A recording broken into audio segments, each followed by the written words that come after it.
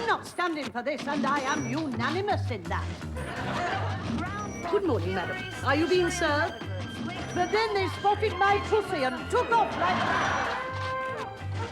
My corsets have been down for over a fortnight. Honestly, weak as wool. Mrs. Slocum, are you free?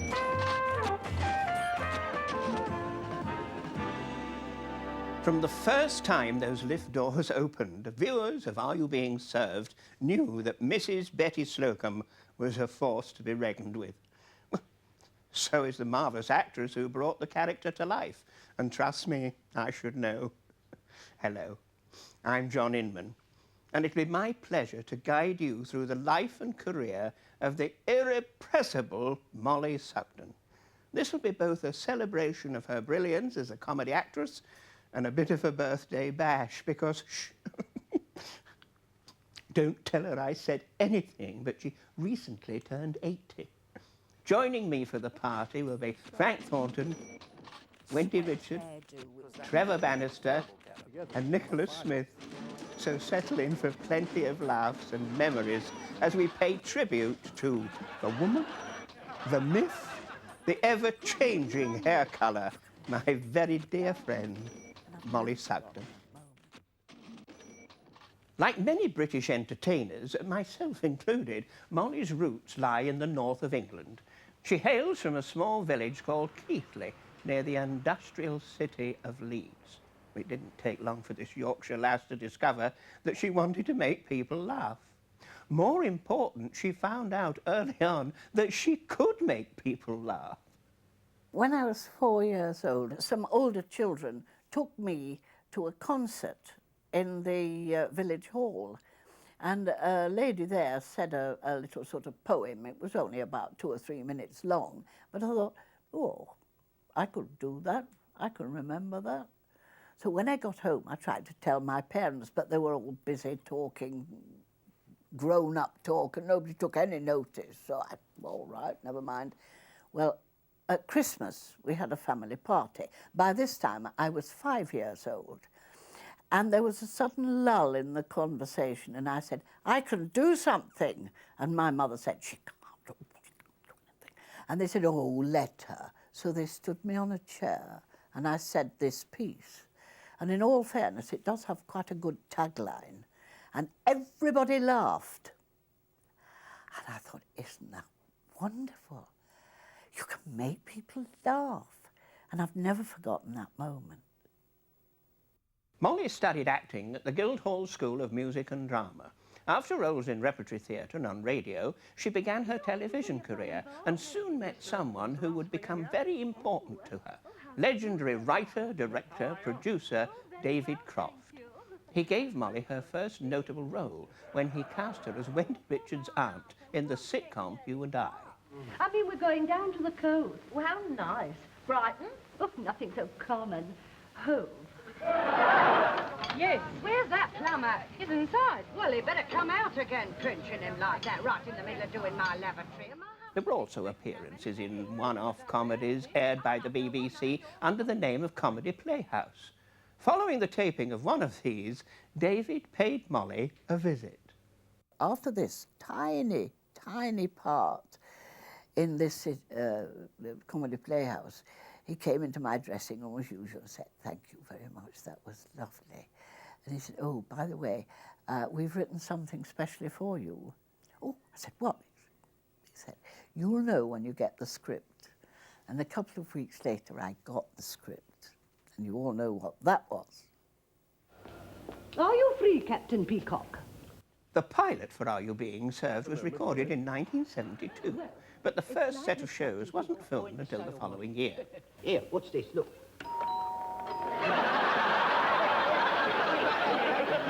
The programme wasn't an immediate success, but the pilot eventually blossomed into 10 seasons, equaling 69 episodes.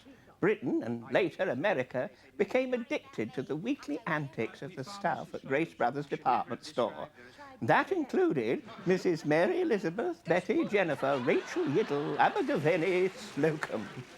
I think that probably anybody watching Are You Being Served will know that Mrs. Slocum must be based on somebody, because I think that probably every lady viewer has met up with a Mrs. Slocum in department stores all over the place. When I first left school, my mother sent me to work at Fortnum & Mason as a junior in the fashion department, and our buyer there, who was a woman to be reckoned with, looking back now, I realise she must have been the prototype for Mrs. Slocum. Awkward cow. I mean, she was, with all due respect, a very smart version of Mrs. Slocum, but she had this swept hairdo which was lacquered solid, you know. She still inspired fear into the hearts of the juniors. How nice your hair looks, Mrs. Slocum. It's lacquered solid. I think Mrs. Slocum was a postcard character that everyone had seen on their holidays. Slocum, it's wonderful. I bet it was expensive. Oh, a mere trifle, dear. She was larger than life. She had this wonderful pretense that she was a little bit more special than she really was. Isn't it marvellous, eh? I'm not even everybody. I'm nobody. True. So one of the many reasons Mrs. Slocum became such a popular character was that she was instantly recognisable. Viewers adored her, even though she could sometimes be haughty and disdainful to anyone who dared approach her counter. Do forgive me. I'm just so upset over my purchase. One washable lady's wig, colour brown ash, £4.50. Well, now, what seems to be the trouble? Well, after one wash, it's just dreadful. I look a fright in it. Yes, I see what you mean. Well, of course, you can't possibly go about like that. If you'd care to take it off, I'll send it back to the factory. Take it off? This is my own hair. That's the wig. Do you think I should wear the brim up or down? Down.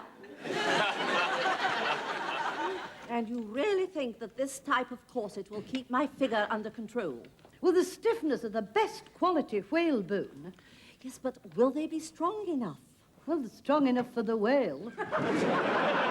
And what's the trouble? Well, look at this. I followed the washing instructions to the letter, and look what's happened. And look at the label. It says quite distinctly, non-shrink. Madam.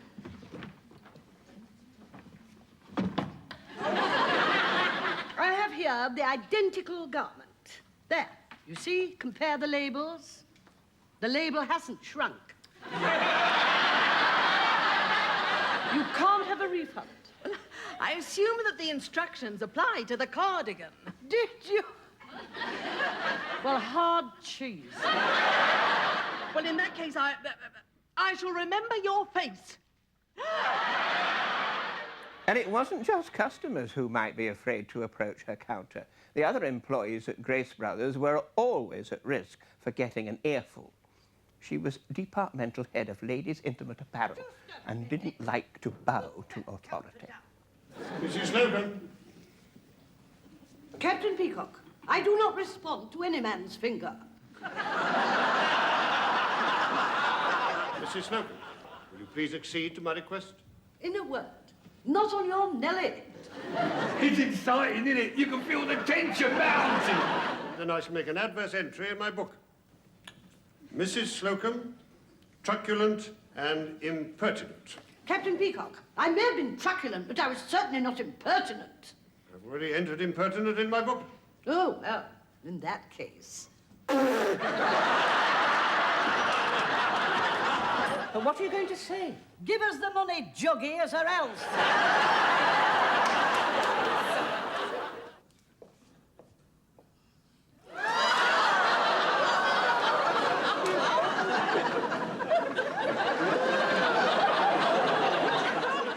When not at Grace Brothers, Mrs. Slocum could often be found at the pub having a quick one with her chum, Mrs. Axelby. Yet romantic happiness seemed to elude her, no matter how hard she tried.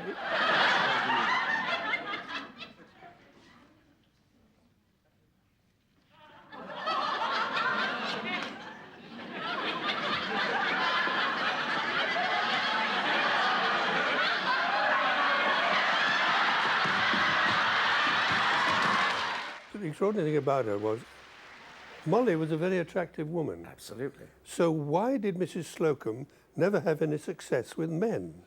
Oh, I know where there's a lovely one. It's an abiding mystery. See, she was after men all the time. Mr. Humphreys, I want you to put yourself completely in my hands. Mrs. Slocum, if you're thinking what I think you're thinking, it's not going to be easy for you. She never made it. I'm sending this note to Miss Brahms. Airmail. Missed by a mile. It's a bit of paper. Captain Peacock gave it to me. Oh, it's a note. Pass me glasses, Miss Brahms.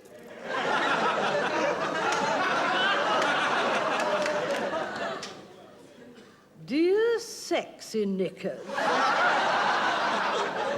I don't half fancy you. Meet me outside at 5:30 and we'll get it together. Get what? Really? Captain Peacock here. Hello, Captain Peacock. This is Sexy Knickers.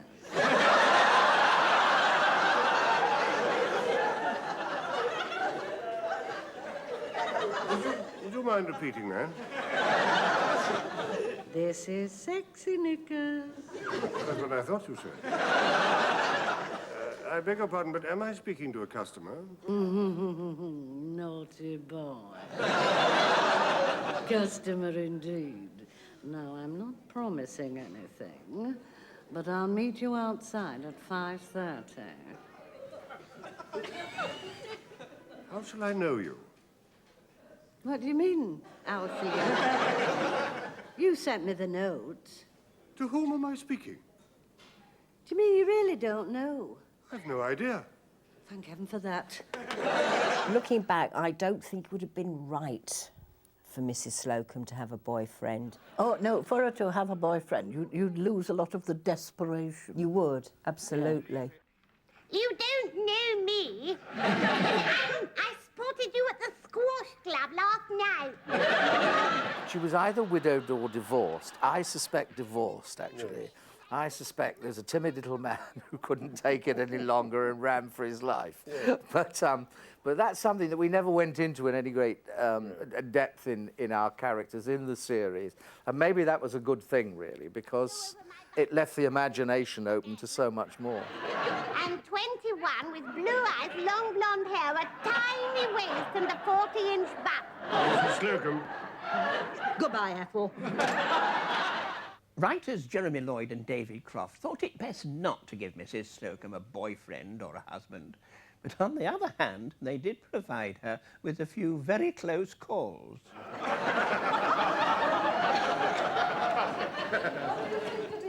Well, it's a trifle formal for afternoon tea, don't you think? I'm not going to wear it this afternoon, but I couldn't resist trying it on. It makes me feel all young and innocent. A remarkable garment indeed. To his horror, one of the potential grooms was Mr. Humphreys. Mrs. Slocum. Oh, Mr. Humphreys. I propose... And I accept!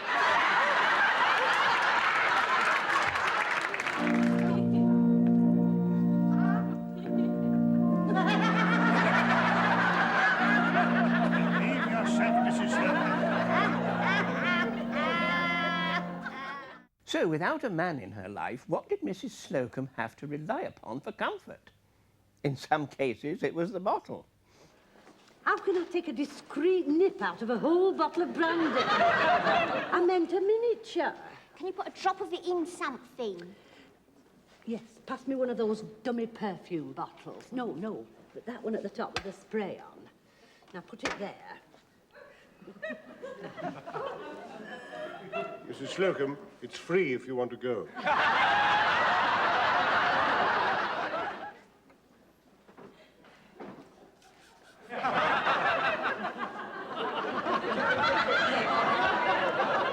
By Jove, I needed that. And I'll tell you, Mollie could do a very good drunk. Are you suggesting suggesting, Miss Brahms, that 4 vodka martinis are beyond my capacity. Oh, one of these days, that escalator's going to do somebody a mischief. No, Captain Peacock, it looks as though we're going to be able to trip the Tightland festive. I beg your pardon? She wants you to rip her tight elastic. The reason for all this becomes clear on the discovery of these items. Gin and... gin and... gin again. Mr. Rumbold, I hope you're not labouring under the misapprehension that I was in there boozing. I only popped in to buy a packet of crisps. Mrs. Slocum, without doubting your word for one moment, would you mind blowing into this bag? Certainly, Mr. Rumbold.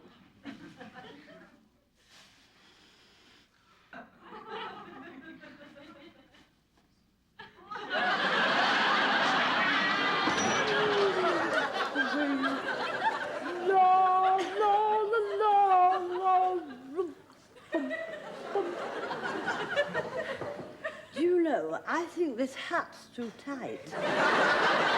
It's making me feel quite giddy. I think this wine is very innocuous. You want to watch it, it creeps up on you. I think it's overtaken her.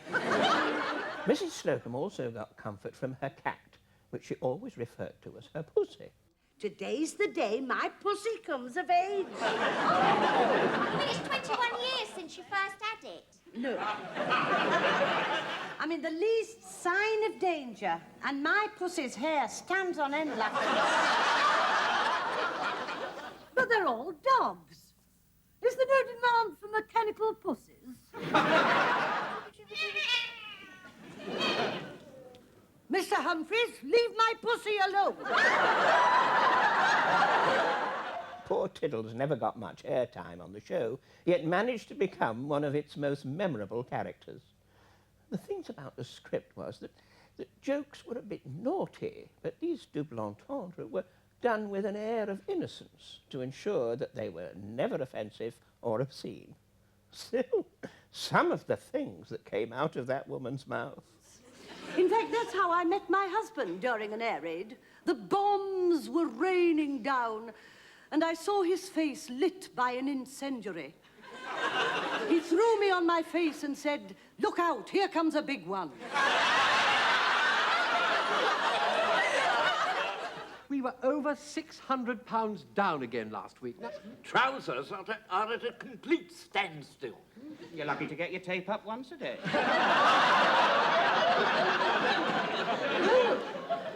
My corsets have been down for over a fortnight. No, he's the one that runs about in shorts, telling you how the world began. Apparently, it all started as thick soup with little orgasms crawling round. Some of us have long memories, you know. I haven't forgotten being flung flat on my back on Clapham Common by a landmine. And the German Air Force was responsible. All the other times she was flat on her back, the American Air Force was responsible. As the show went on, the staff got out from behind their counter and we strutted our stuff in some wonderful production numbers.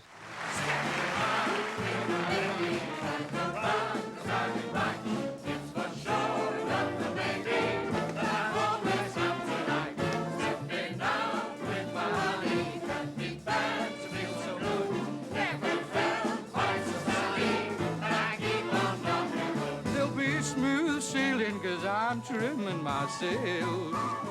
In my top hat to my white tie and my tails, Silver Army excellent. Stepping out with my baby. Can't be bad, 'cause he's in rights. Asked him when will the day be? The big day may be tonight. The episode German Week contained the very first of these, and we began to look forward to dressing up and dancing. And the sillier the dance, the better. Mrs. Slocum may have been described by one customer as stoutish, but she could cut a rug when she wanted to. The one recollection I have about the German week was the very first time we all got onto the studio floor in our costumes.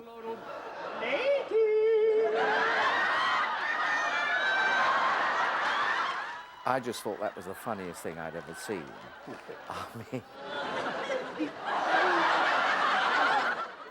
that, I think, was the time. I think we all broke up and just stood there and roared at each other. We just looked and thought, my God, we all do look stupid here. Oh, if you could only see yourselves, you look absolutely ridiculous. Which was the point of the exercise, of course.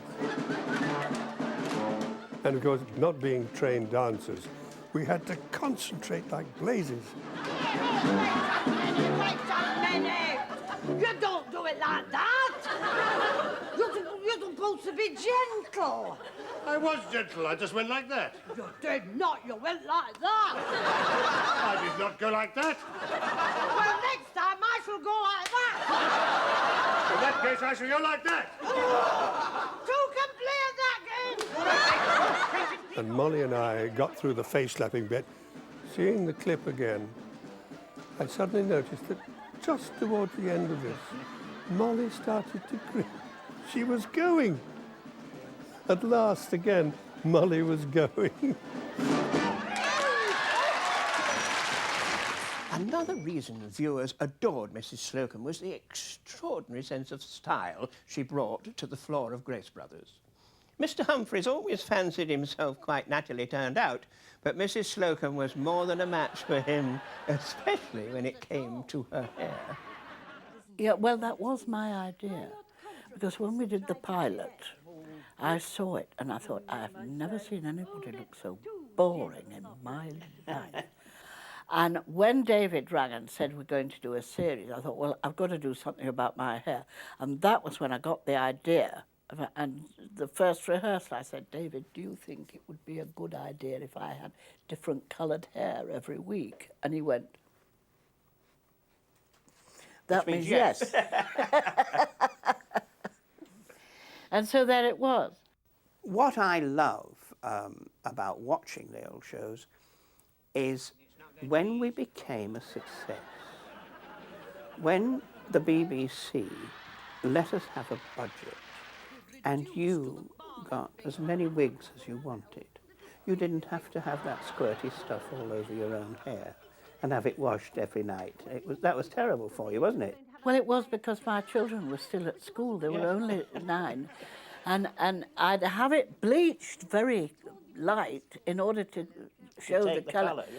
But the bleached ends were all spongy, so those bits didn't wash out.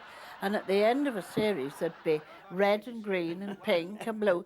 And my children didn't really enjoy being picked up from school by a multicoloured mother. Not only was Mrs. Slocum always perfectly, well, make that interestingly coiffured, she was never afraid to make bold fashion statements. Let's not kid about. Most of these weren't fashion do's. The Dolly Parton look. Everybody says what a sport I was about wearing all those funny costumes. But you know, that wasn't really such a sport because costume department were very clever. They always made them acceptable. And I mean, I know they were ridiculous and some of them quite appalling, but they were never embarrassing. They always managed somehow to keep a slightly feminine approach to them. Much of Mollie's brilliance can be attributed to her absolute lack of fear. Like Lucille Ball, she's an attractive woman who doesn't mind taking the proverbial custard pie in the face for the sake of a laugh. Poof down. There's an old saying that you have to suffer for your art, and Mollie is living proof of that. I used to look at her and think, God, you are so brave, letting us see up your knicker leg when you get lifted up. She should have a medal for being thrown about a studio. I'm not having him put a finger on me if he's going to be cheeky. Do you want rescuing or not? But with very good grace, she just did it. Got out there and got a laugh. Go! Like you doing the fireman's lift. Exactly, exactly. Where my hand went, God alone knows, but she never complained. Smiled a lot, but never complained. When Trevor had to lift me up, you know, people worried in case because he threw me over his shoulder. What do I do with that now? But he knew what he was doing. He wasn't going to let me fall. If he had let me fall, I'd have given him a quick kick. But he didn't. It was a very funny sequence, very painful, I have to say, Molly. I'm very sorry, very painful. And it cost me an awful lot in physiotherapy afterwards, but it was worth it for the laugh. Now, this table is exactly 6 foot long, and my inside leg is 30. So, I think 6 foot 30. If you cut it about there, we should be right. Ah, well, if I cut it about there, that'll leave us with 2 inches to play with. If you're very careful with those scissors. Are you ready? Yes, I'm holding my breath. Now, be careful.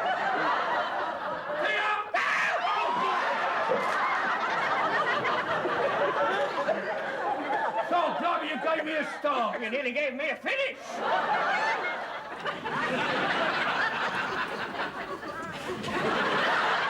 One of the great strengths of Mollie was that she was marvellously game, and she had no sort of false dignity. So whatever we devised, she was marvellous fun. Her own inimitable comic ability, her comic timing, her creativity, I mean, that is all personified in Mollie as the actress anyway. But I thought she brought an almost sort of dignity to the role somehow. Mollie's real dignity as a person was turned beautifully into Mrs. Slocum's ridiculous dignity. Yes, you're quite right. It was a marvellous time, but all good things must come to an end. For Are You Being Served, the finale came after 13 wonderful years with an episode entitled The Pop Star. Show some the moon.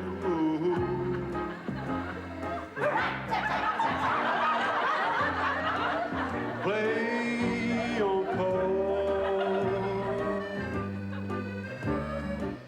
After that, we said our farewells and went on to other projects.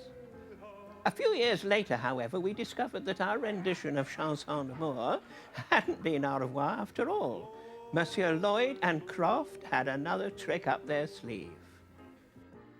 It was wonderful to be told that they had finally got together and we were going to do a follow-up to Are You Being Served? We were all absolutely astonished and taken aback when, after some 7 years, they said we were going to do a new series called Grace and Favour. Now, in the States, it's called, of course, Are You Being Served Again? Much more sensible, because had it been called that here in England, we would have had a ready-made audience, as we did in the United States. I loved it. I was so excited about it all. There it is, Millstone Manor. Oh, look! And for us all to get back together, but no longer in the shop, but in the stately home that we had inherited from young Mr. Grace. And I thought it gave us all a new dimension because we were able to do more filming. Yes, come on in, the water's lovely and warm. Well, you can't teasel without a teaseling song. And we had this wonderful character in it, a West Country comic called Billy Burden, who sadly is no longer with us. But my God, that man was funny. Teasel Dublin, teasel Dean, teasel till it's time for tea. Teasel left and teasel right, till the sheets are nice and white. All together. Teasel Dublin, teasel Dean, teasel till it's time for tea. Teasel left and teasel right, teasel till the sheets are white. Catchy little thing, isn't it? I actually preferred Grace and Favour because we had a wider range. There was more to it. We had some location filming, which we were never allowed in Are You Being Served? Good morning, girls.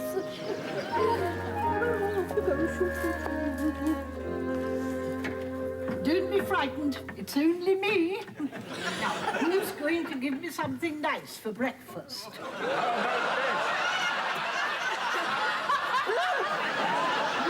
Mr. how dare you put your hand on my person? Well, I was just showing you I was here. Oh, I seem to be stuck in the door. Well, grab your hips. If I can deliver a calf, I can get you out of that. Well, I don't see the similarity. Too much to get me fingers round. I tell you what, I'll grab your shoulder and ease you out. Oh, well, please be gentle. Mrs. Slocum taking rather a long time. I wonder what she's doing.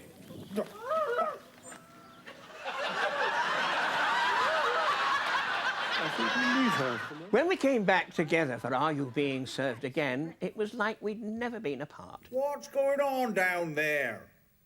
Are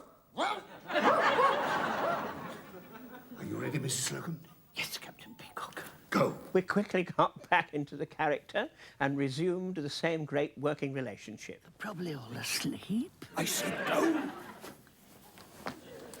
It was wonderful to be out of the confines of Grace Brothers and into the beautiful surroundings with lots of animals. Oh, my goodness.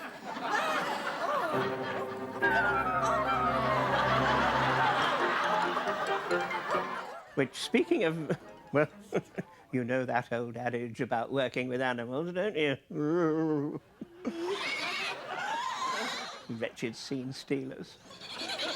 Now then, come on. Come on. Do you know, it's right putting me off bacon. How would it be if we all made a noise like a nanny goat? Oh, yes. How did it go, Mrs. Slocum? You were a lamb girl.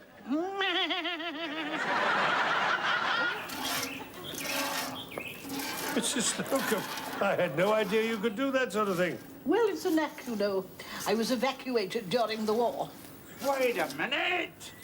I know you. She was a great big walloping land girl. You're Rachel Yiddle. I was a young rat catcher. Oh, many's the time we rolled around in the hayloft when I was laying the bait. You're quite mistaken, Morris. Whatever your name was. Are You Being Served Again showed that our Moll hadn't changed over the years. There's a mouse in there. He's sat in there, bold as brass, cleaning his whiskers. No, he won't be so confident when he sees my pussy. And for heaven's sake, try and keep out of sight. She was still as feisty, brave, and side-splittingly funny as ever. I do think that was cruel. I thought I looked rather nice. And you know, it's not that she's a rotten bitch. Here, Mrs. Slocum, here's some brandy. Say when.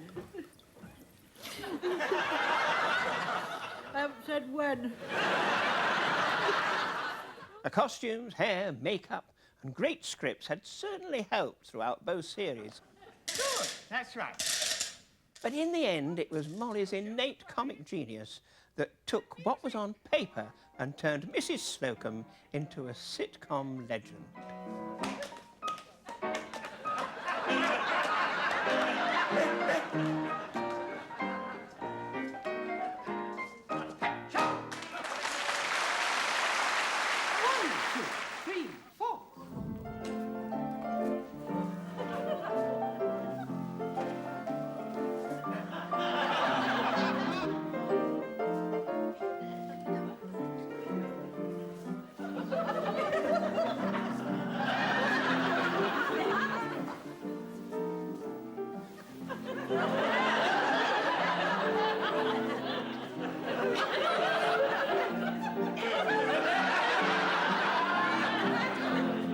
People say I played a wide range of characters. Well, looking back, I suppose I did. I didn't think much of it at the time. But there was one that I do remember when Arthur English and I became gangsters. OK, Ma, I got this lot covered. No, we don't want no trouble with you and Mad Ma Gumpy.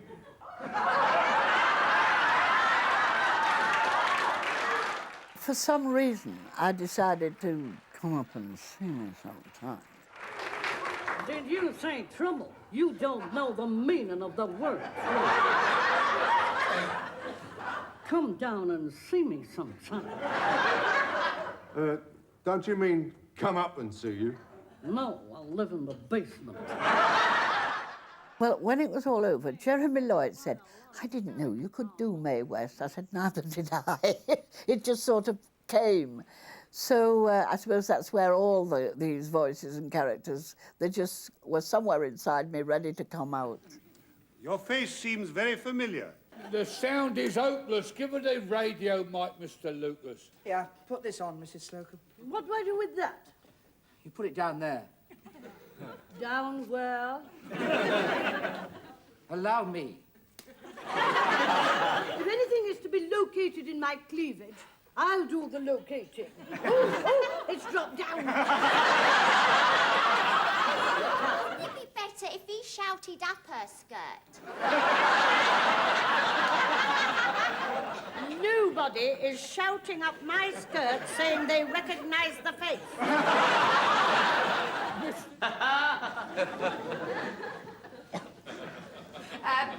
Could I see yours again? Sir.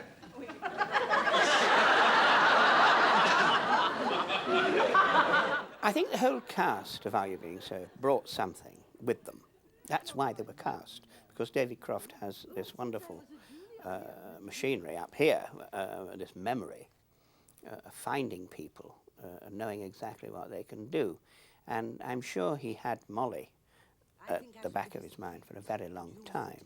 She brought things that have never, ever been written down, like taking one earring off to answer the telephone, having different coloured hair, changing her accent from the sales lady to this rough old farm girl from Yorkshire. Captain Peacock, would you use your senior position to tell Mr. Lucas to shut his cake hole? That wasn't written down. That wasn't written in a script. That arrived with her. Mollie was a very accomplished and enormously experienced actress. And although those scripts were extremely well written, she brought so many layers of character. And it suits Madam beautifully. I can't imagine her in anything else. She could be seductive in one scene. She could be predatory in one scene. And in addition to that, no matter what they threw at her... No good going wrong. Well, it's overtruding here, you see. It needs Look, well, if you just lift it up. Put it down. Come on, out the way, everybody. Right, Miss Brahms. Hop, forward, turn, shuffle. She just did it. Just like that. Oh, thank goodness, I thought we'd lost her. Who are you? I'm Miss Brahms. Don't worry, it'll be all right. Where am I? Well, you're with your friends at work. Work? What do you mean work? I'm still at school. Well, no one else could have been Mrs. Slocum. I mean, it's Mollie, and that's that. And she breathed such life into that character. You see, going back again to David Croft, we have his talent in his creation and his writing, and then it was up to us to breathe life into it. Get out of here! David always used to say to us, play it straight, play it for truth, and the laughs will come. Her brilliance as Mrs. Slocum left such an indelible impression that to many, Mollie is simply the queen of British comedy. And over the years, a few of her loyal subjects have left a lasting impression. This lady's imminent a call. When we had the beauty contest, and the costume was appalling. Would you like to tell the judges your name and what planet you come from? Well, some time after that, I had a letter from a man saying, please, could you let me have a picture of you in that green corset? I thought, well, there is a weirdo. Well, I had the most memorable occasion. I was in Australia, but of course it was miles and miles through the bush. On and on we went, nothing in sight, until suddenly we came to a filling station, a petrol station, where you could buy sandwiches and cakes and things. And they decided it'd be better because we didn't know what food would be waiting at the Orange Festival. So there was an L-shaped counter, and I was standing here looking at the sandwiches, trying to decide what to buy. And the young girl behind the counter said, "Are you being served?" And I just turned around and went, "Ah!" And she banged her head on the counter. She went out of her mind. People had to come in from the kitchen to soothe her. But I suppose it was quite surprising, in the middle of the bush, miles from anywhere. And she said the very words, you see. Mollie was a true professional, but sometimes even she was guilty of goofing up. In just a few minutes, we'll be back, and the cast will reminisce about some of the memorable on-set antics. You won't believe what Mrs. Slocum once called Captain Peacock. And why does Trevor Bannister still want to keep in touch with us after all these years? Because they still all owe me money. I think the cast will agree that working on Are You Being Served was often more like play.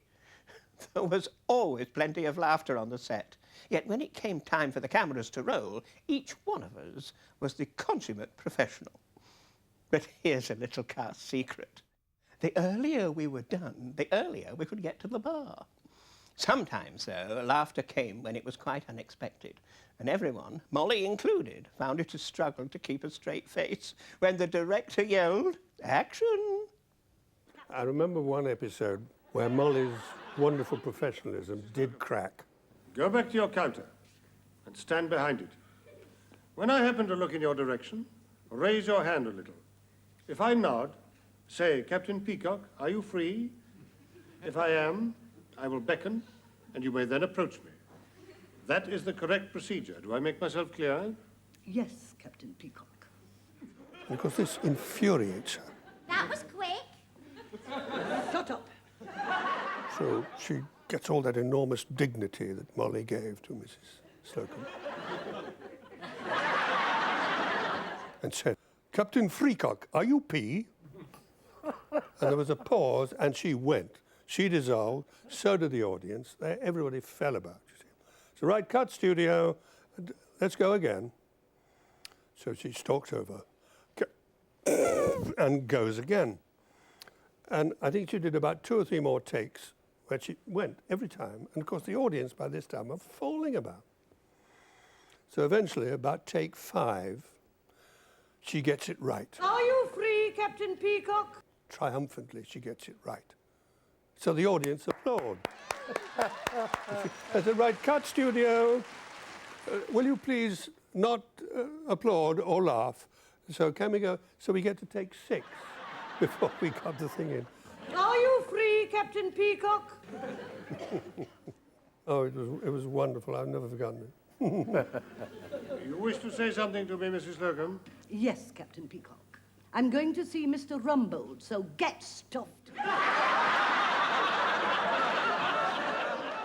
I think one of my most favourite episodes is German Week because of all the things they made poor Mollie do.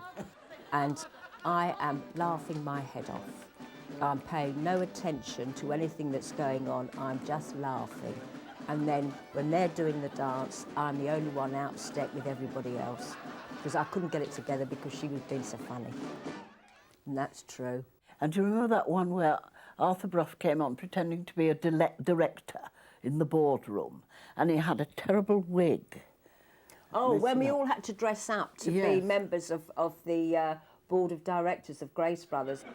Pardon? I have to say, it is one of the funniest things you will ever see. Lady Ribblem-Smith.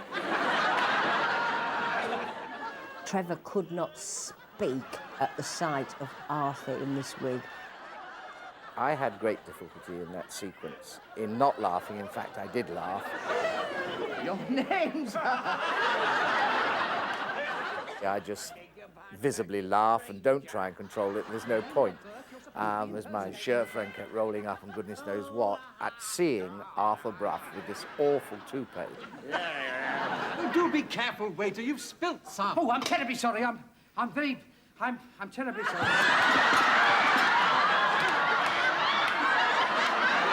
The Honourable Lavinia's table for. Well, hello. I was a young debutante called Bucky, and they made these false teeth for me that stuck out. Around about £5,000. Lord and Lady Stablethorpe. But I remember Mollie in that sequence. But I also remember that was where Mollie really had enormous difficulty in keeping a straight face with Arthur. If your daddy does that again, I shall have to give him a belt round the mush. Over the long run of Are You Being Served, there were a number of cast changes, but a few things always remained the same. For example, that blasted lift never did work. Oh, is that the best you can do, Miss Brown? Well, it's not my job, is it? I'll try again. Those lifts, or elevators as you call them, were the bane of our lives. They're operated by two props blokes on pulleys, opening and closing the doors. A number of times they got stuck, and we would enter them through a door at the back, and it would start to get very warm in there. You know, you're hanging on while they're trying to sort their pulleys out and everything to get these flipping doors open.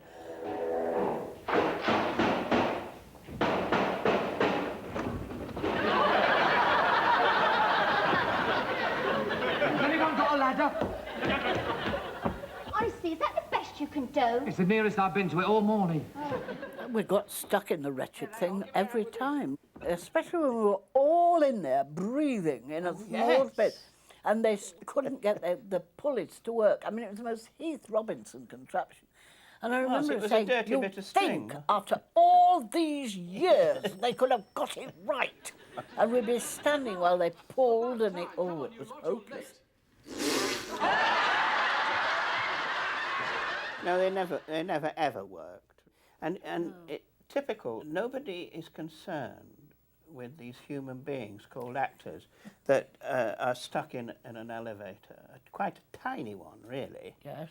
And then they'll say, hold it, sorry, booming shot, I've got to go again, do it all over again.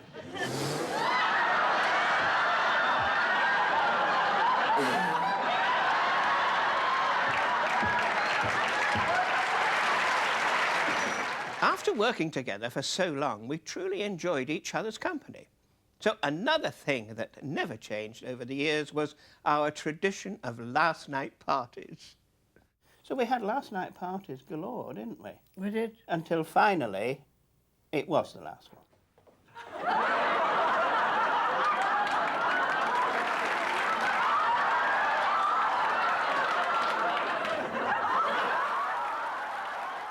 You were crying all night, not from sadness, but from laughter. Oh, dear, oh, you were dreadful.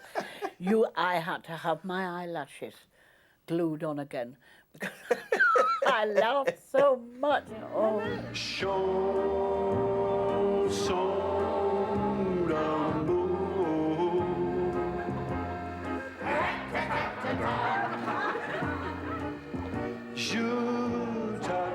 We couldn't get on with it. We were very late in recording because every time you and Wendy were required, you were in the makeup room having your lashes put back. Yeah.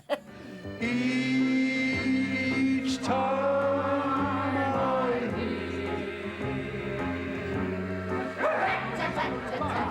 He's waving his arms. His voice is gone. Quick, put that tape on. Sam, quick, put that tape on.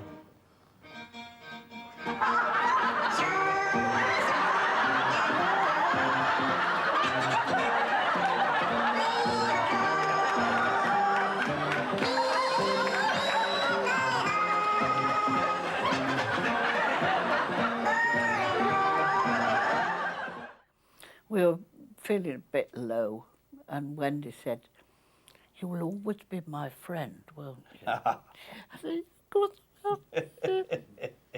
I always used to cry. When I worked with Mollie, when I had to leave, there was always tears. And your hubby, Bill, you say, oh, she'll be crying in a minute now, look, because they'll be saying, I've started up again now. The champagne and tears certainly did flow on that final night of taping, but all of us were left with memories of a time that was wonderful fun. Are You Being Served may have been the highlight of Mollie's career, but her most cherished role is the one she played off-screen, that of wife and mother. Mollie was married to fellow actor William Moore, with whom she had twin boys named Robin and Simon. Both boys have married, and Granny Moll now gets laughs from her 5 grandchildren. But, of course, the wonders of television. They see me on television now. And it was quite some time before I began to think, just a minute, that looks like Granny Mollie. It is Granny Mollie. Now, she hasn't got coloured hair. But, of course, now the 2 10-year-olds are real fans. They roll about laughing. And James saw the episode a while ago where I was saying, You don't know me. I use this funny voice. I was in the gallery and I couldn't take my eyes off you. well, he was weeping with laughter. And ever since then, he's kept saying, do that voice. God, do that funny voice. Mollie's husband, William Moore, had a long and distinguished acting career of his own. He worked in the theatre and appeared for many years on the popular British soap opera Coronation Street. He also appeared with Mollie in My Husband and I. The couple were married for more than 4 decades before he passed away in the year 2000. When Bill and I were having our 40th wedding anniversary, the boys kept saying, now, what shall we do?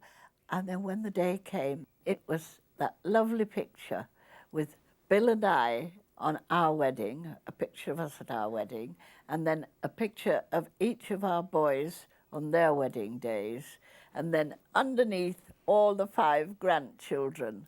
All those pictures. I mean, that was 5 years ago now, and my dear Bill isn't with me any longer. But it's a lovely picture to have, and oh, he did treasure that picture.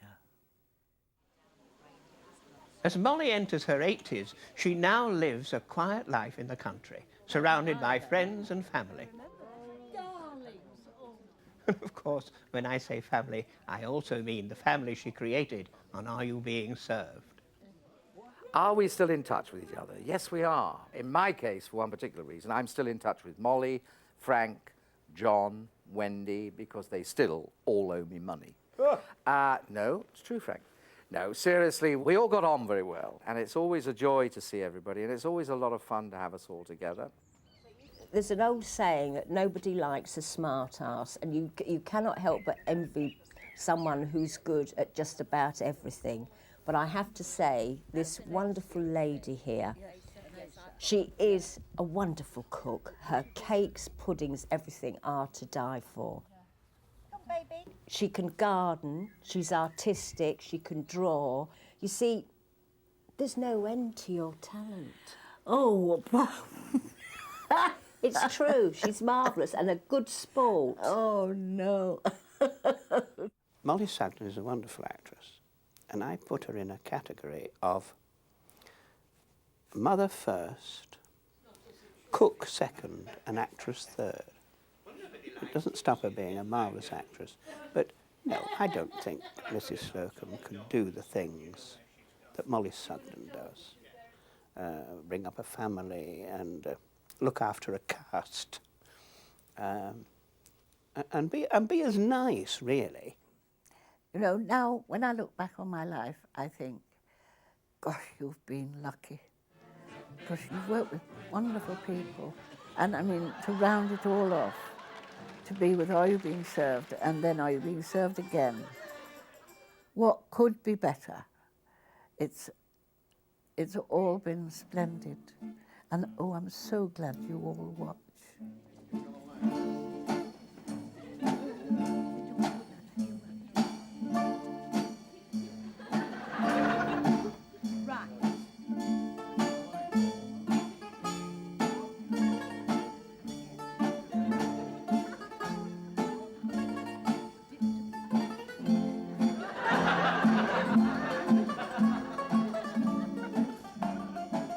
Dearest Molly, happy birthday.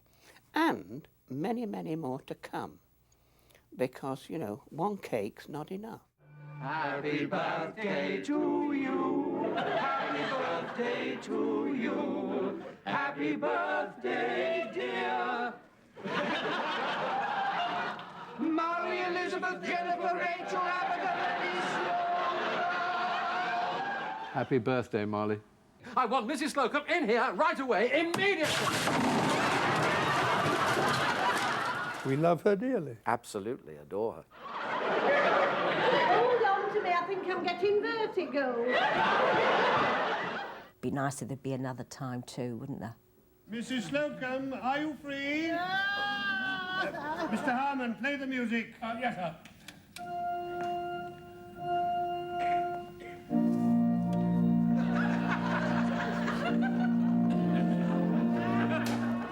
Molly, you're a great gal.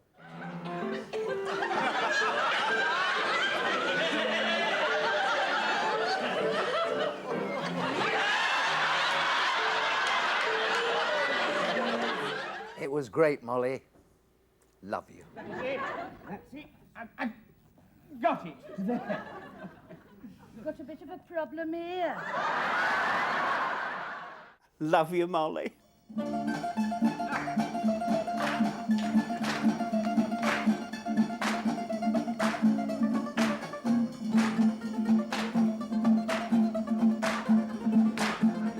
Happy birthday, Molly. Happy birthday to you.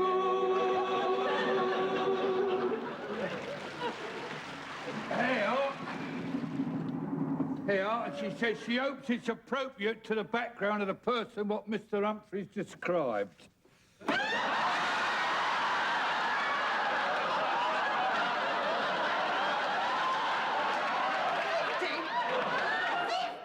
I am only 46.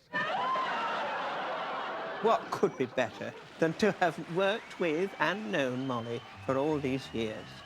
On behalf of the others, it's been a joy to bring you this special in honour of an extraordinary talent. We hope you've had a laugh. Thanks for watching.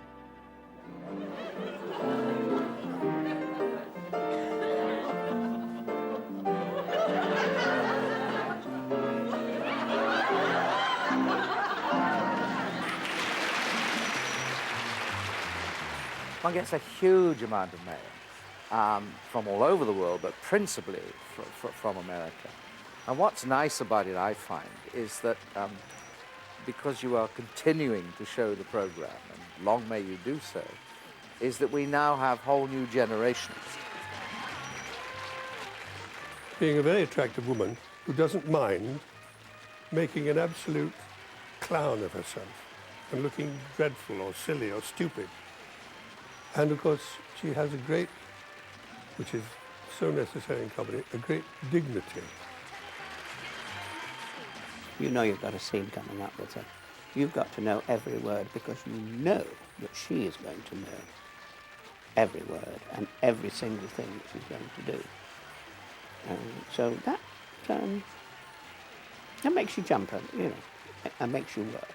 Dear Molly, I know you're not old enough, but I do wish you were my mum. Lost for a very long time. Molly, you're a great sport, you're a wonderful actress, and I'm so pleased to have had the pleasure of working with you for all those years. No matter what they threw at her, she just did it, just like that. No problems at all. She didn't have to spend a lot of time working up to it or anything like that. She could just do it. I have thoroughly enjoyed my life. I've had some wonderful parts. But what did amaze me, I think it amazed us all, was the popularity it's achieved in America. I'm awfully grateful, but I'm still surprised after all these years.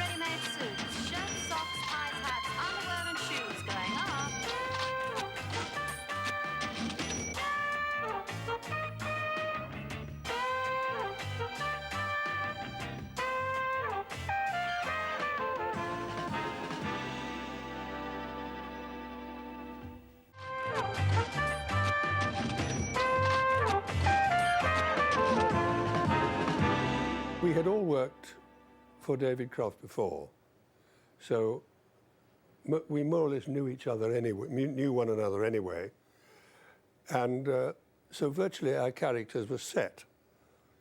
And you see, Mollie has the great advantage of being a very attractive woman, excuse me, being a very attractive woman who doesn't mind making an absolute clown of herself. Well, that's very true. Strangely, I had never worked for David Croft before. No, never. Until that series. I was in a play in the West End at the time, and David came to me and said, would you like to do this, and blah, blah, blah. And that was great. Now, yourself, we had worked together, and I'd known you, and I had met and known John before, though I hadn't worked with him. Mollie I had never met, although I'd worked with her husband, because I worked in Coronation Street with Bill. Mollie, I just found an absolutely adorable person when I first met her. She would forgive me for saying this. She was not a svelte-like little lady.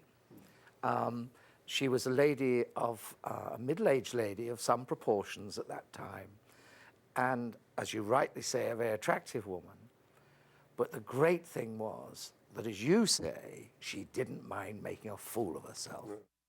What I remember from meeting Mollie for the first time was really what I remember from all the rest of the cast.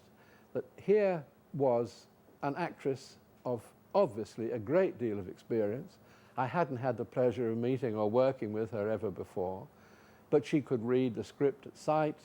She knew immediately how she wanted to play the character, very professional, very experienced, been in the business for many, many years. When I first met Mollie, Hugh and I remember Mollie was just knitting for her babies then. She just had twin baby boys.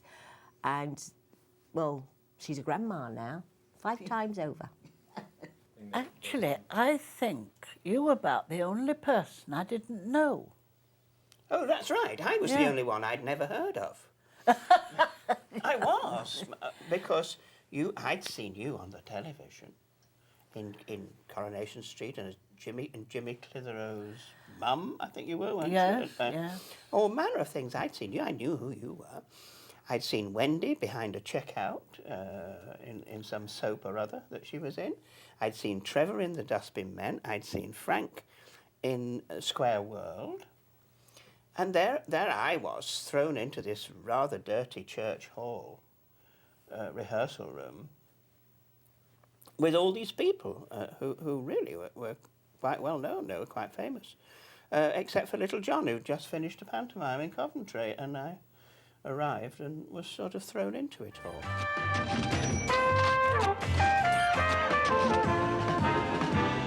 Those scripts were absolutely marvellous.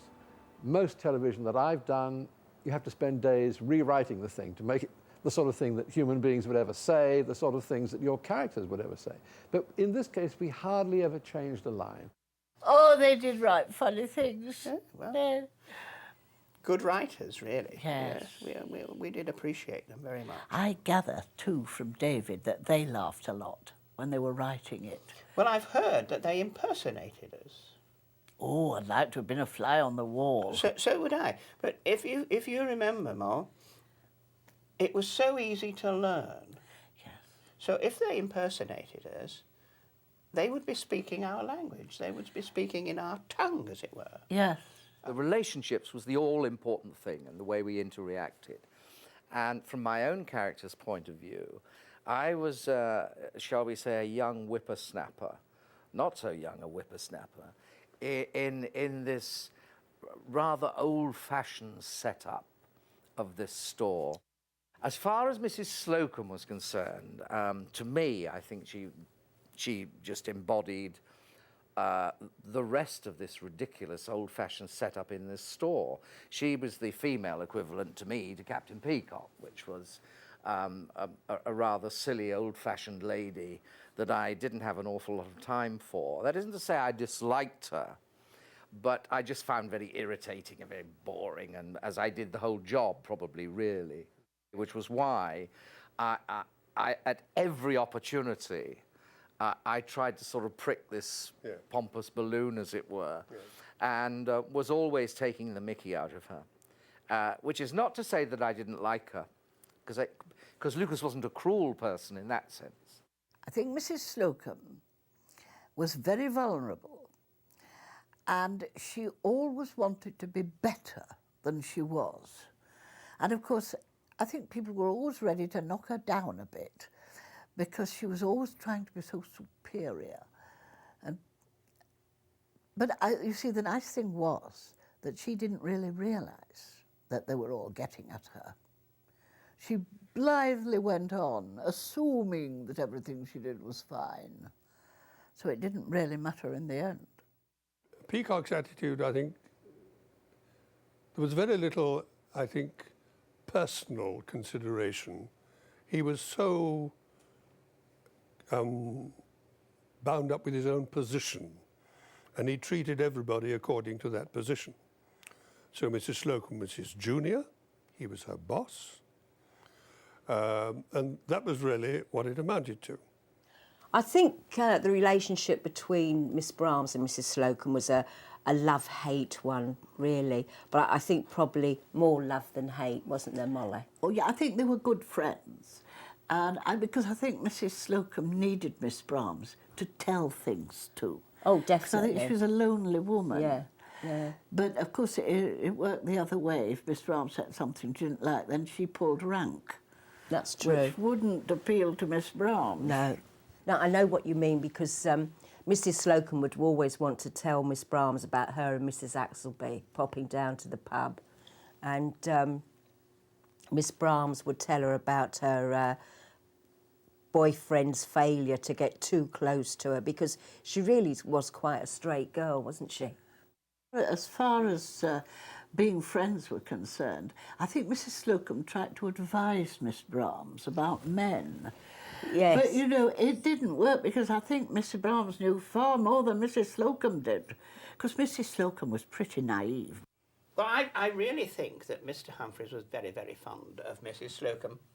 In fact, he loved her, but not in the biblical sense, but he did love her very much. They got on. He liked her going out for a drink, and he liked her going out with Mrs. Axelby, didn't he, and things like that. I think that there were times, maybe, when she made advances that he might be a bit scared, but no, he was very fond of her. And he was very nice to her. I mean, you once brought me some flowers because everybody else was being nasty to me. You said, well, I think you look very nice. I always remember that. No, well, that's nice, isn't it? Well, no, I'm sure he meant that, and I did too. I remember once he was going to give you some flowers. I don't think they were from him. I think they were from the whole department. And he had to make some kind of speech. And he said to Mrs. Slocum, I propose, and Mrs. Slocum said, and I accept. No wonder he was afraid sometimes. Mind you, another time he was really afraid was when Mrs. Slocum started dreaming about him. Yeah. And she said, you know, in my dreams I see him in quite a different light. And she bought you gloves and dressing gowns. Lots of presents, yes. Oh, yes, socks galore, yeah. Yes, because you had a card that you held up behind my back saying, help! Oh, dear. And what was your dream about Squirrel Nutkin? Oh, yes, yes. You said something. I don't know what it was, but I said, oh, you broke my dream. I dreamt that you were Squirrel Nutkin and I was a little lady squirrel. And you built your nest high up in a tree. And I climbed up a little ladder and knocked on your door. And you refused to answer, so I kicked it in. And there you were, hiding behind your nuts. Actually, I think one of Mrs. Slocum's slight hang-ups was that she is North Country, and she's trying not to be. Because I was brought up in the North, so of course I know exactly what it's like. And I mean, normally they talk like this, love. And I suspect Mrs. Slocum was born and brought up talking like this.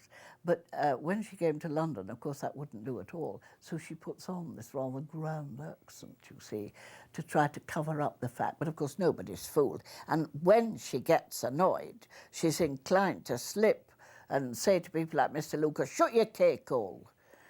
So, but of course, it all adds to the general character. Your birthday, Mrs. Slocum's birthday, I loved, only for a very selfish reason, really, because you were very silly in it, and you kept dropping hints all the time that it was your birthday, and we had to find out your name, and that was funny stuff. We had no idea you had so many, but my favourite thing was the present. Now, when I did it, it was my favourite thing. Since then, it's become my most unfavourite thing, because every letter I get says, "What was in the box?" And, of course, there was nothing in the box. We couldn't think of anything ridiculous enough to put in there, you see. And I looked straight at the camera. Yes. And said, "We're not going to tell you, because it's a surprise." That you're so naughty. Mind you, that one, it's one of my favourites because I wasn't in the scene and I look at it and there was you and Mr. Rumbold and Captain Peacock and Mr. Lucas and Miss Brahms, all practising singing Happy Birthday. And I cry with laughter when I see it. It is such a funny scene. The happy birthday, dear. We didn't know your name then. And then it turned out to be... And you having to do it falsetto with Trevor is a terribly funny scene. And I can enjoy it because I'm not in it. Well, we didn't know your name then, you see. Happy birthday, dear. And then when we did it, well, it turned out that you got 5 or 6 names. Yes. Betty Elizabeth Abergavenny. I don't know where that came in. Betty Elizabeth Rachel Abergavenny. Yeah. Yeah. I remember one occasion, there was a great fashion at that time for saying, now we're getting down to the nitty-gritty of the situation. And Mollie, as Mrs. Slocum, had this to say. And in a gap during rehearsals, I said to Mollie, I think Mrs. Slocum would get it wrong. May I make a suggestion? She said, yes, of course. I said, I think Mrs. Slocum, instead of saying the nitty-gritty, would say, now we're getting down to the gritty-nitty. And Mollie said, oh, I think that would be funnier. And so she went over and said, could she change that to that? And they said, yes, yes, sure, that is better. But that was very, very rare. We hardly ever needed or wanted to change a line. They were so good. You know, you've surprised a lot of people with Mrs. Slocum. Do you remember an episode that was not quite long enough? And David, I can't remember the name of the episode just offhand, but David said to Jeremy, we're a few minutes short, we need another line or something. Was that the one where we're all hard up? That's it, yes, we were broke, yes. Well, yes, now, but you see, this was Jeremy. So quick and clever, because David said, I think we need a bit extra there. That scene's just a little bit short. And it was a scene with you and Wendy. And he said, anyway, we'll break for coffee. Now, before we got out of the door on the way to coffee, Jeremy held my hand and said, I've got something for you to say. But he said, when we come back, just say it. Don't tell John and Wendy. Just do it. So, and I must admit, I thought it was quite funny. Anyway, we came back from our coffee break and we started. And my line was, well, usually I keep a couple of pounds tucked up my knicker leg. But unfortunately, the other day, the elastic broke and I dropped one in the Haymarket and it blew off down the road. Well, your 2 faces had to be seen to be believed. Oh, there are some joyous moments in life. That was you see, Jeremy was so quick to think of that. Yeah. I think the top hat and tails and the stepping out with my baby, she did extremely well. I mean, it didn't matter what you gave to her. The directors could throw anything at her, the writers, and she would do it, just as though she'd been doing it every day of her life. And of course, we know she hadn't. She was quite a straight actress before all this happened. But when you look back over the episodes and you look at the things that David Croft and Jeremy Lloyd made poor Mollie do, she's such a good sport. I mean, when we had the nightclub episode and you were dressed up with that blonde wig and had to sit up at the bar, and then the bar stool stuck to you, so you stood up and you've got the bar stool stuck to your bum and everything.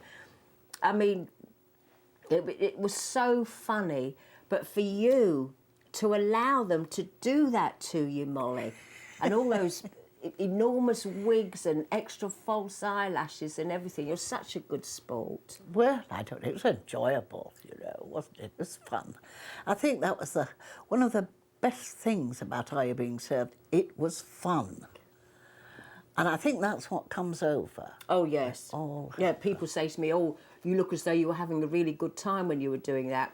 And we were. I mean, we weren't mucking about all the time, but we were really enjoying ourselves. People often say, how do you account for the popularity, and how do you account for the fact that it's being repeated now, and you get youngsters who weren't born when we were recording them, and they still like it. But I think it's because it was old-fashioned when we made it. Yes. Grace Brothers was old-fashioned then. Yeah. So it can't date because it was dated to start with. And also, there's no bad language in it. There is nothing offensive in it at all. It's all self-cleaning jokes. When Mrs. Slocum talks about her pussy, it's quite evident she is talking about a cat. So there's no dirt in it at all. People often wonder why Are You Being Served was popular in America, I think. Yeah. It's so British, it's so English, you know. But the point is, it's perfectly simple. It's basic, simple comedy, what we tend to call end-of-the-pier comedy. And that's it. That's universal, and it's understood by anybody who speaks English, I think. Absolutely right. I mean, the BBC at first, I think, they thought, oh no, it will never go down in America. No. But let's face it, it's gone down like hotcakes. For that simple reason. Absolutely right. I think you've summed up what is, excuse me, what is humour. And humour, if it's the right humour, is totally universal. Absolutely. And I think that's why, which is very nice to know, and it's very gratifying, and you know it, and I know it, because we get an awful lot of mail from the States, from people who enjoy it, and we've had trips to the States, to PBS studios, which show it, and realise how enormously popular it's been. And that's very gratifying. You know, we've known each other for, is it 30 years? Yes, 30 years. Yes. Yes, and it seems like only yesterday. And you know what a bloody awful day yesterday was? Yes, because we met for the first time at the first rehearsal. We did indeed, darling. We met in that dirty rehearsal room. And I'd like to think that we'd been friends ever since. We have, yes. You know, done an awful lot of episodes and things like that. Which, of course, is why we forget some. That's you can't really worn a lot blame of them. silly frocks.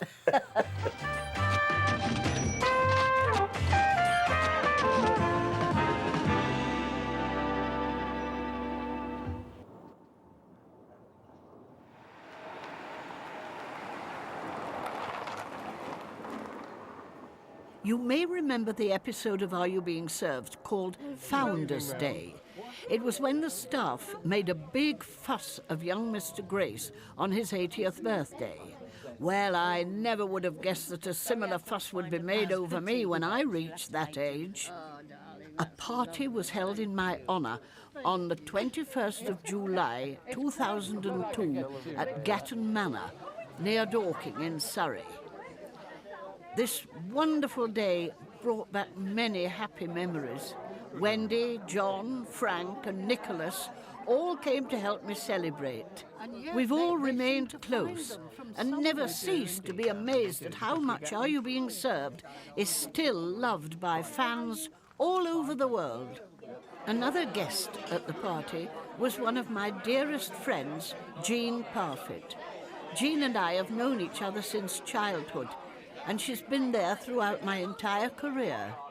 I'm a close friend of Mollie Sugden. We grew up together. Mind you, she always tells me that she grew up quicker than I did, because she's just that little bit older. But we have always kept in touch. I've always gone down there for holidays and Christmas, and she's been a wonderful friend to me.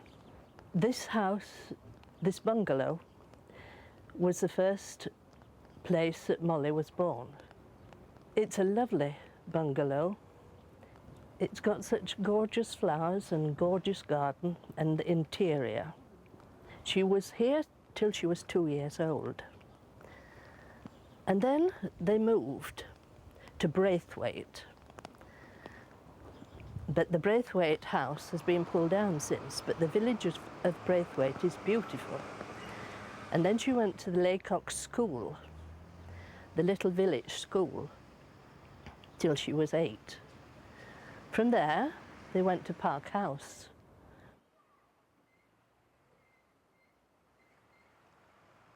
And from Park House, she went to the Keighley Grammar School. But we grew mostly together when we were at Upper Green Church. Her father and my father were deacons there, and we used to do little shows together. Mollie did the Good Companions, and me, who was a singer, sang with Mollie, and Mollie did monologues. And this is how it all started, really. And then all of a sudden she said she wanted to go on the stage, which was rather a shock to her father, because he didn't expect that. He said, well, if you're going to do it, you're going to do it right.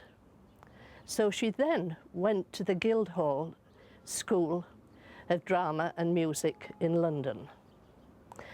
From there, she went into rep. And each time she went into rep, she took a house. And Jean ended up going to the house as well, and going to the shows as well. When her father died, it was a great shock. And her mother said to my mother, who were very good friends, she said, I don't know what I'm going to do about Mollie. She's at Rochdale, she says, and I don't like her travelling over the moors to be at Rochdale every night. So her mother said, oh, well, Jean will go with her. So Jean went to Rochdale every night with Mollie and sat in the dressing room till we had to come back after the show. In some respects, Jean is an unsung heroine of Are You Being Served, because she was instrumental in helping me to find the character for Mrs. Slocum. Just before we started, in fact, I'd just got the script of Are You Being Served, and the minute I saw it, I thought, ooh, I've got to tell Jean about this. Do you remember? Yes, I do remember. And you rang up and you said to me, I want you to watch what's coming on. This is a new programme, and I based that character on that lady that you kept talking about. A dragon! A dragon, a dragon. Yeah. Yeah. Oh dear. So I watched it and I was absolutely glued. It was hilarious. It really was. I was helpless. I thought, yes, it's her to a T. Yes. Apart from the hair. Apart from the hair. I'm yeah. sure she didn't have Yeah. different coloured hair. No, she Mind didn't. you, I bet it was touched up. Oh, yes, it was. Mind you, I never saw this woman. No. Which is perhaps as well. But, you know, I don't think for 1 minute she'd guess. She didn't, because No. I went into the shop afterwards, after I'd left, and I went into the shop and I thought, Now then, what is she going to say to me? You know, will she remember? You know, will she know what she's said or done, you know? But no, the first word she said was, "We have a Mr. Inman downstairs." They always do. Do you know they always do?